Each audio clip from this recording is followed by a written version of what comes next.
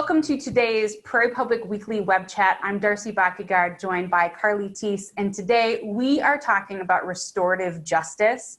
Thank you so much, Carly, for joining me to talk about this.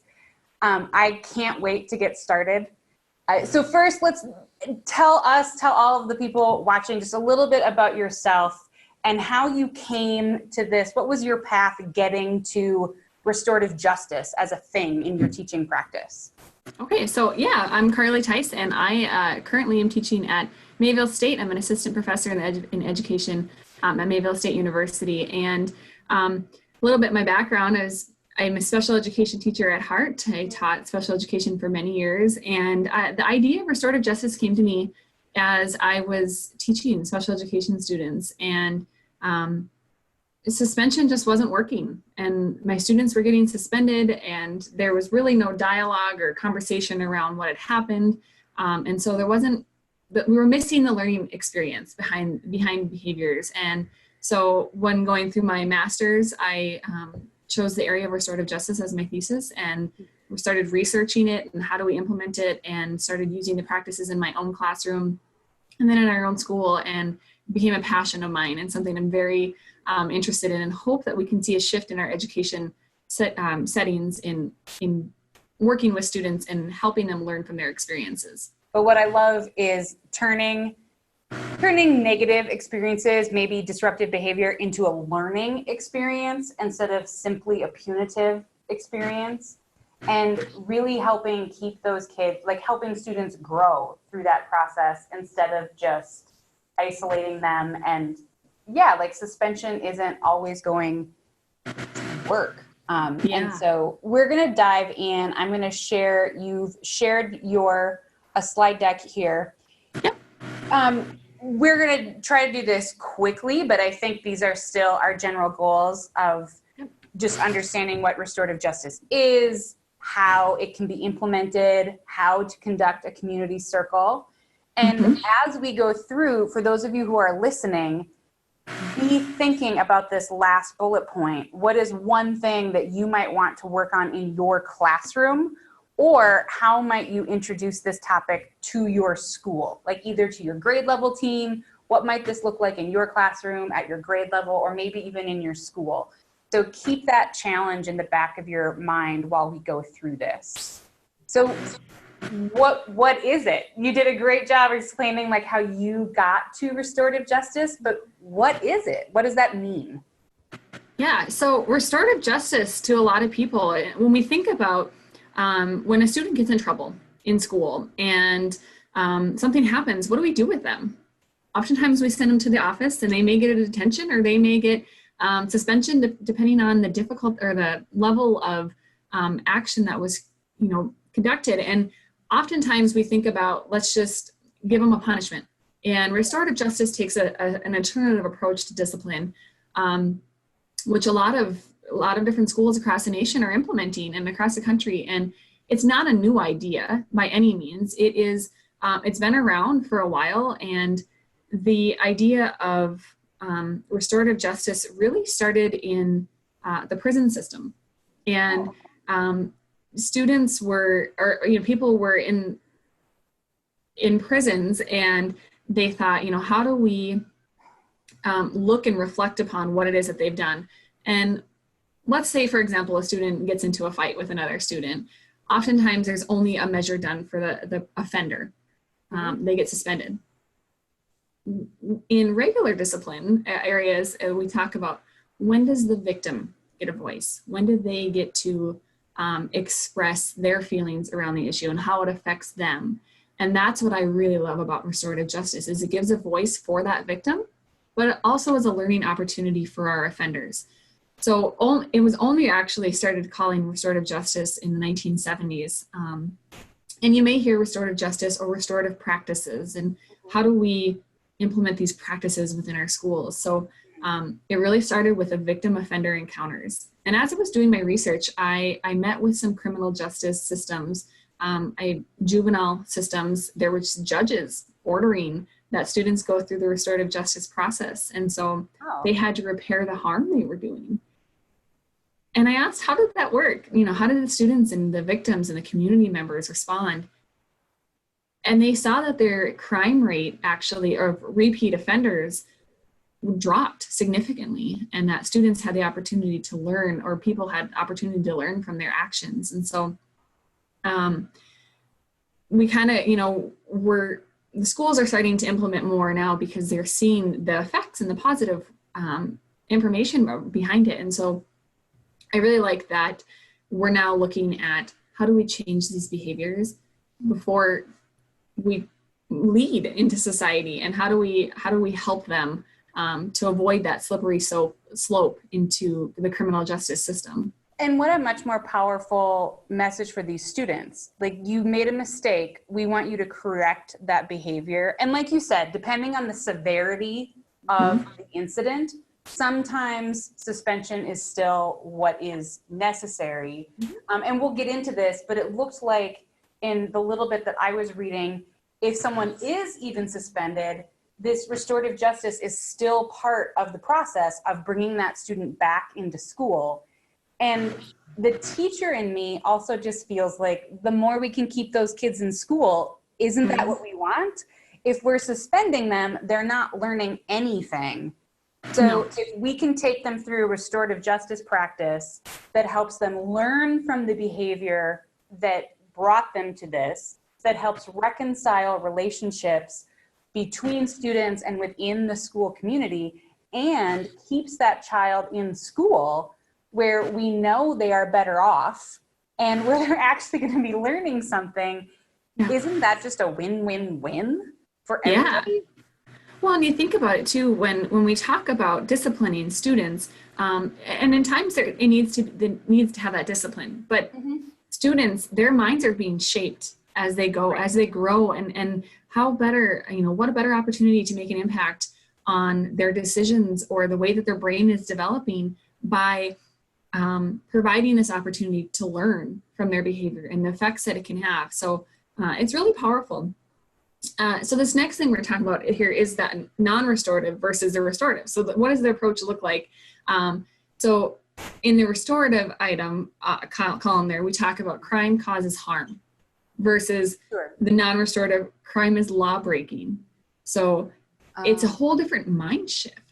And it also, we look at it offers accountability for behaviors and being able to repair that harm. So, yep, I hurt somebody, but I also want to make it better. So how do we teach students to make that better? Whereas a non-restorative is just saying, I hurt somebody. But it doesn't focus on the repair after it. And really, the restorative justice focuses on relationships and building positive relationships and restoring relationships. Students and faculty or whoever it is in life, we go through that idea of, if I hurt somebody, how do I make it better? And that's a skill students have to be taught. It doesn't come natural as much as we'd like to think it is. So this, to me, I don't think we see a lot of models of a true apology. And this feels like, I agree with you, this is teaching students that skill of how do you actually apologize? How do you help fix the harm that you're causing? And isn't this the type of people that we want to send out into the world? Right. I love that bottom one of, to achieve community safety, it is more important to build community peace than to increase order or punishment. Yeah. That is, like you said, that's a huge mind shift away from, well, we just need to punish people who do wrong. Yeah, it is. It's more about the community. How does it affect the community as a whole versus what does the judge tell me I have to do, for the defendant who does something? It gives that person, the victim, the voice, and the community the voice to say, this is how it affects us as a community versus this is your punishment. Right. And instead of just a list of, well, I have to do this, this, and this, I have to serve this many hours of detention, I have to be suspended for these many days. Right. There's that healing part that comes into it.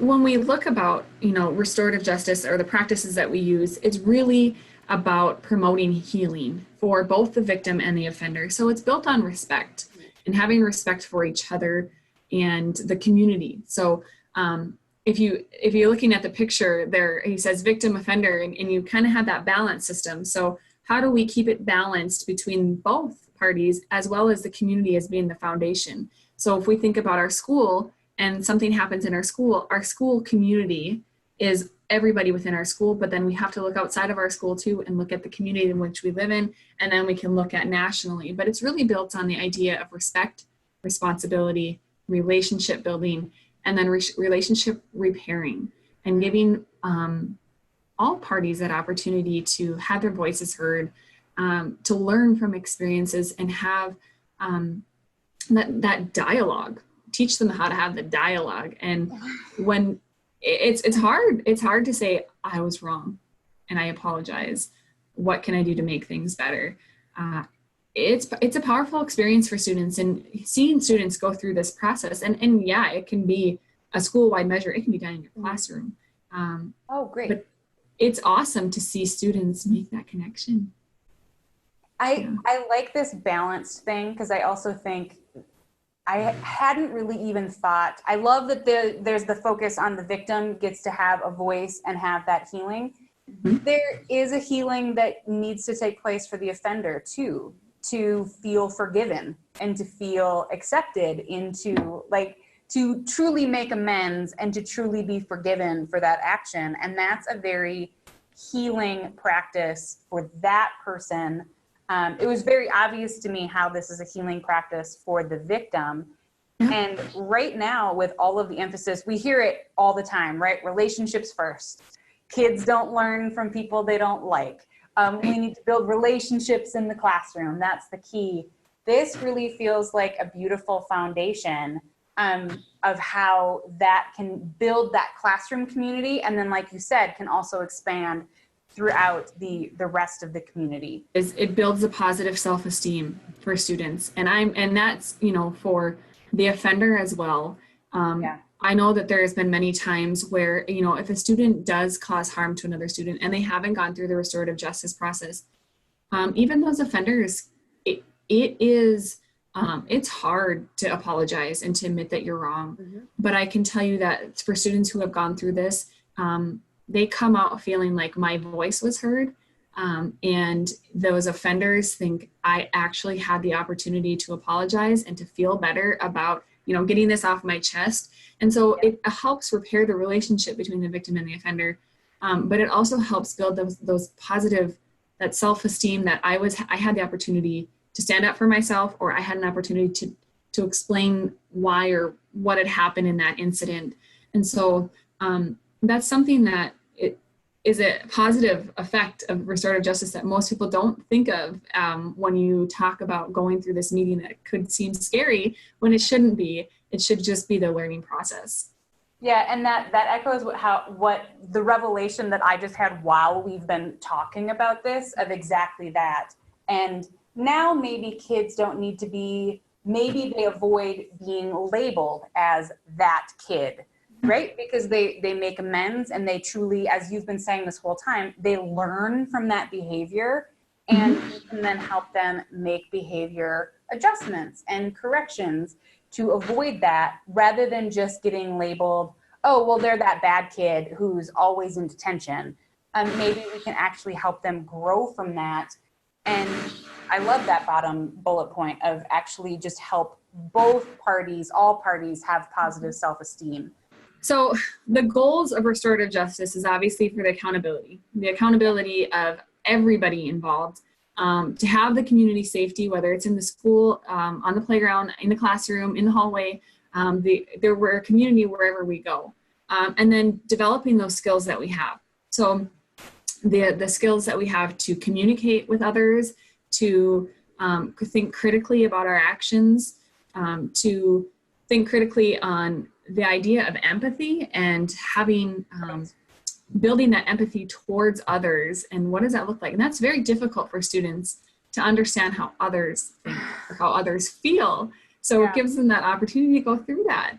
Yeah, and we talk about social emotional learning all the time. I could see if you started this practice with younger students, this is really helping them build those very fundamental interpersonal skills. But I do want to emphasize, because I think sometimes people can hear about restorative justice, and I could see why some people might go, well, this just lets the person off the hook. Like, this is just like, right, there's no, but look at the goal number one. Goal number one is accountability, that the person who harmed someone else, who violated a norm, who committed harm to someone, they are being held accountable for their actions. And the whole goal of this is that community safety. But instead of stopping there, we're actually developing the skills to stop the cycle of people misbehaving and people harming each other. So I think that's, to me, that's really, really critical to continue to emphasize, because I think some people hear about, well, like, so you have a community meeting and that child is never even punished. And that can be a big pushback. I don't know, because I haven't been in a school that has tried this, but I could foresee that being the concern. But no, the first goal of this is still, we're holding that child accountable for their actions. Right. And I can see exactly what you're saying. And in fact, I've had an administrator tell me before, this won't work in my school. I can't do this. And another administrator who's like, let's try that. And sitting through that community circle, and he said that was more powerful than anything I've experienced for a student, simply because they had to own up to their behavior, and we couldn't hide behind mom and dad, and he had to answer for his behaviors. And it was very enlightening for the principal. And he said, we need to keep using this. We're having a discussion around what type of environment or what type of climate we're trying to instill in our students and in our school. And the idea of that we can all get better and we all can learn from our mistakes is setting that climate in that building, that we're here for each other and we're here to learn together. Yeah, and what is more accountability building? Actually having a conversation about the harm and developing the skill, or having a kid sit in detention quietly for 45 minutes? Of what's really going to change and contribute to that climate. Right. So let's talk about what this actually looks like. So I'll talk about a couple different ways that we can implement it. Okay. One, if we talk about who's involved in this, if we're looking at a school, like a school-wide thing, and your whole school is implementing it, what might it look like in that form? And then we'll talk about what will it look like as used in your own classroom if your whole school isn't implementing it. What is something else that you could do right now and implement in your room? Okay, that's an option. Like, if I'm a teacher watching this and I'm like, well, my school, it's already, we're a month into the school year, we're not going to start this now. You as an individual educator still could do this in your classroom. Absolutely. And it would make the world of difference in your room. Great. So if we start, let's say whole school, and what does it look like? And we talk about what is a community circle, or what does a circle look like? And what do we talk about when a circle? And the people who are involved in that was going to be your victim, your offender, and the community. So what does a community look like?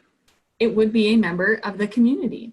So it could be a member of someone of the fire department. It could be someone lurking at the local gas station. It could be anybody, but we bring in somebody from the community to say, what type of effect does the behaviors that happen in this school affect our community as a whole?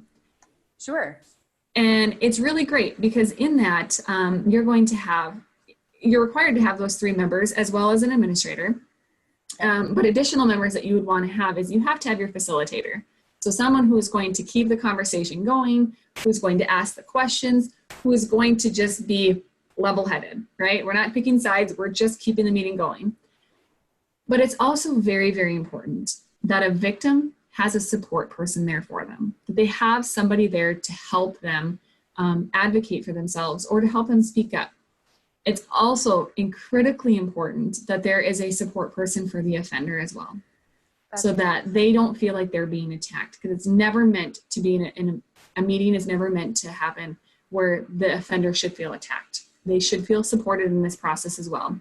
And then you're going to have your school administrator there who's going to talk us through what happened. What are the facts that we have gathered so far, whether it was interview with students, whether it's video footage that they have, or whatever evidence they've gathered. They just simply report the information. Okay. And then the facilitator helps ask the questions. So questions I'm talking about would be, what happened? Asking the victim, what happened? How did it make you feel? Is there anything that needs to happen to help you feel like the repair has been, how do we help? I'm trying to think of the words that I use, but how do we repair the harm that's been done? Yeah. And we ask the offender the same questions. What happened? How were you feeling when that happened? Or how do you feel now? And what do you think needs to happen for the harm to be repaired? And then we ask the community member, how does this affect you? It may not have happened on community grounds, but how does it affect us as a community? And we talk through that. And then we come up with a plan. What are we going to do from here on out? Does any apologies need to be made? Offer the student that opportunity. And typically when they are responding to how did I feel or what happened, at that time, the students often say, I'm sorry, this is what I was thinking. I felt threatened, whatever it might be. But we're having this dialogue, and then that plan we have in place is who's going to check in with these students? Who's going to make sure that the necessary supports are in place for them to help them be successful? And it's powerful to watch. And the community members and sharing the experience with them too is really cool. It feels like a community when you're in that circle and the students have that opportunity to talk. So that's what we would do for whole school. Okay. It would be a little bit different for a classroom. And why is because it may not be a whole circle. It may be the victim, and it may be the offender, and it may be the teacher. Okay. And it may be taking 5 minutes to just say, all right, Johnny, Billy pushed you down at lunchtime today, because they're telling me this. And so I say, Billy, how'd that make you feel? What happened? Can you tell me what happened? And you give them that chance to talk through what happened and say, what needs to be done to repair the harm? And you give him that opportunity to talk, but then you give Johnny the opportunity to talk too. And you have those conversations with those students right then and there. Mm-hmm. And it gives them that opportunity to get it off their chest so we can move forward. So we can learn from this and we can continue to have a good day. Let's say our whole class is having a hard time. Maybe we're tattling on each other, or we're bullying each other, or we're just having a difficult time getting along. I may do a class circle, and I might be the facilitator, and I may say, all right, guys, I'm in the middle and I got this magic wand. And I can tell you right now, we're having a difficult time getting along. I'd like to know why you guys think that is. So who would like the magic wand first? The magic wand, no. We can only talk when we have the magic wand. And the students would grab the wand and they have the opportunity to talk through what's happening. It's not meant, you would obviously need to set your parameters with the class. What's appropriate, what's not appropriate, and talk through that. But then it gives your class that opportunity to get whatever's on their chest off. And then at the end, we all take this one great big deep breath and we blow it out and we get rid of all of our worries and we stand up and we tell something positive. We give each other affirmations. We talk about what we like about each other and what we're proud of in our classroom. And we have that opportunity to get everything off our chest, but now we got this clean slate and we can move forward. That's just a restorative practice that we can implement. That's not necessarily one person versus the other, it can be a whole class. It's really cool to see implemented too. And it sounds like a natural extension of what at least a lot of elementary school classrooms already have, of morning meeting or rug time or whatever it's called.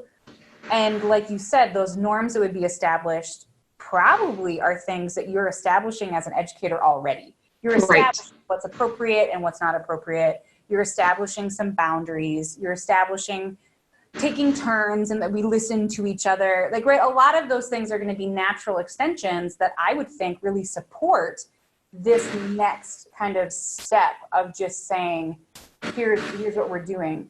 When you were sharing the example of the two boys, it also made me think that sometimes there are situations where both parties are a victim. Yes. Both parties are offenders. And both people, like you've been saying, need space to air that and process that and to be able to apologize and to be able to heal from that. Yeah. And I think it's also important to know that, middle school and high school teachers can use that in their classroom as well, those circles. I know that we do it a lot, really great in elementary school as part of morning meetings or closings. But, and I taught in middle school for many years, and I can tell you that middle school students, they want their voices heard just as much as elementary, and same with high school students. They love that opportunity to get it out. And so, although it may seem elementary to some people, it's okay to use it at middle and high school, and it should be, because at that point their issues become a little bit more serious versus tattling. And so it's powerful in all walks of life as well. So yeah, I think it's really important to look at it at all grade levels.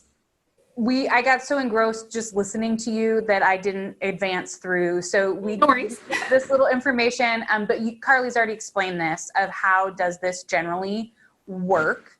I could see this, like even doing the meeting of having the offender, the victim, a support person, even at the classroom level. It could be as small as the teacher and the two students. It could be a generic meeting where there really isn't, like you said, where there's just kind of a general icky feeling of something just isn't working. But I could see like a community member could be a student who wasn't involved at all and really doesn't have a stake on one side or the other. Right. The offender and a victim, a friend for each person. And it wouldn't have to involve the whole class as a conversation, but it could be a group of like 5 or 6 people. And I could see that being particularly helpful at a middle school, high school level, of where each, like something happened, you've got your friend, each person has their friend, there's that neutral person. Because I could think of a lot of times where 2 people get into it and there's a neutral class member, and you might think that your disagreement was only between the 2 of you, but what you're not also recognizing is that community member, that neutral class person is going, yeah, but you also just wasted 15 minutes of class time. And none of us were able to get anything done. No one was able to concentrate because the 2 of you were being selfish and petty. And so all of us suffered because of you being involved in this conflict. So I could see that, like that to me feels like a very middle school, high school conversation. Is that your experience? Absolutely. And we've used that in our classrooms too. For example, we had a student who stole something from another student, and they made a whole scene in the class about it. And so we pulled it. They stole a pencil, but it was a big deal in middle school. And so, but it was a big deal to that student. It was their favorite pencil, whatever it is. So you have to, you don't ever want to just push away and say, well, it was just a pencil. You're okay. To that student, it meant a lot. And so we did have to have a circle around that. And it was the student, it was the victim, it was the offender, and it was a support person for each person, because it got to be a bigger issue than what it first was. And the community member happened to be another teacher in the building. The community member could be a teacher, doesn't necessarily have to be. And she talked to the aspects of, if you steal just a pencil, really you're stealing in this community and talking about it, but it could be another student, absolutely. And they like that opportunity to get it off their chest and to feel like there's been some justice behind and rationale behind how they're feeling and how we process it. We're not just brushing them off to the side. It's something minor. It's big to them. And so we have a discussion around that. That's a really great point too, because sometimes we're thinking about like the bigger offenses, like things that would yield a detention or a suspension or something like that. But these smaller things really do they really erode the classroom dynamic and that sense of community and those relationships. Right. And so I could see this being a very effective way for both people to learn more, but like you said, to have this feeling of something was actually done about it. Right.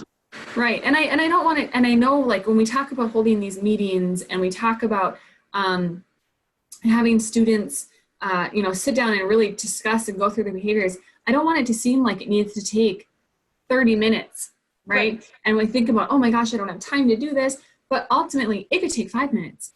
And if you establish the idea of this is important to me and it is important to the climate and the culture in my building or in my classroom, or the idea that we're going to work together, and you set that up and you set those boundaries there, it's worth it. It's worth every second, I promise. The 5 minutes that you have to give up, maybe it's, instead of sending them to gym right away, we have a quick meeting and then they go to gym. Or if it's, lunchtime, you want to pull them in for 5 minutes, 10 minutes, however long you want to deem for that, but it's making sure that you go through that process. And it could be, it shouldn't ever impede your day, but I do feel that if you make a point and a purpose of going through it, I think it really will, you'll see a difference in your classroom and in your students and how they respond to you as an educator, but also with each other and how they get along in their classroom. For something like the larger conference, this is something that would more than likely, particularly if you were having a community member and advocates come in, a larger meeting might with an administrator, that might happen after school time. Is that accurate? Yes. Yep, it could happen before or after school. And a lot of times when we talk about students who maybe are looking at suspension or, detention at that point, I've had administrators who have said students are not coming back into the building until we have conducted a restorative justice circle or conference. And that allows the idea that parents have to put some stake in that, is my student has to go through this process before I let them come back. And so the administrator is going to be responsible for setting that meeting time and communicating with everybody. And then on top of that, then, reaching out to the community member, and that facilitator will come up with the questions and make sure that it keeps the moving meeting forward. And then the introductions and all that. So yeah, it is something that you would do before or after school, because you want to make sure that you do set enough time away for that. Those bigger items is going to have a bigger impact on your school. Sometimes those discussions are harder to have. Yeah, and you just want more time. And you might find in trying to have a 5-minute conversation that this is really just the tip of the iceberg and there's something much deeper here. Exactly. And it warrants or necessitates a small group like this picture here. And we now have to find a time for that. But you can at least start with that 5-minute meeting, that 3-minute quick check with those students. Absolutely. And oftentimes those 5-minute conversations you will find that to be true. So yeah, absolutely. You said that you have a couple resources that you do like. Yes. I'm going to share, as you get those ready, I'm just going to point people to Edutopia is one of my favorites. And they have this great collection. Literally, if you Google Edutopia Restorative Justice, you'll get this resource for schools.